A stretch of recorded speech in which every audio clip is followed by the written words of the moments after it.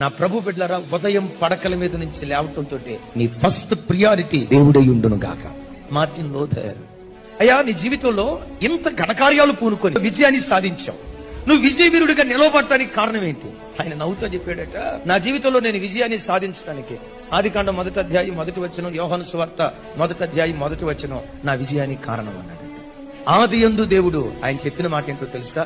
నా ఆది దేవునితో ప్రారంభిస్తాను. ఆది యందు వాక్యం ఉండేను అంటే ఈ భక్తుడు చెప్తాడు, నేను పడకల మీద నుంచి లేవటంతో మొట్టమొదట దేవుని సన్నిధిలో మోకరించి దేవునితో మాట్లాడిన తర్వాతే నా భార్యతో మాట్లాడతా, నా పిల్లలతో మాట్లాడతా. పడకల మీద నుంచి లేవటంతో నా మొట్టమొదటి మాట దేవునితో ఉంటాను. నాకు ఎక్కువ పని ఎప్పుడు ఉంటుందో అప్పుడే ఎక్కువసేపు ప్రార్థన చేస్తానంట. 8 గంటలు బట్టి పని ప్రార్థనతో ప్రారంభిస్తే 4 గంటలతో ముగించేటట్లుగా దేవుడు కృప చూపిస్తాడు. Put God first, you never be last.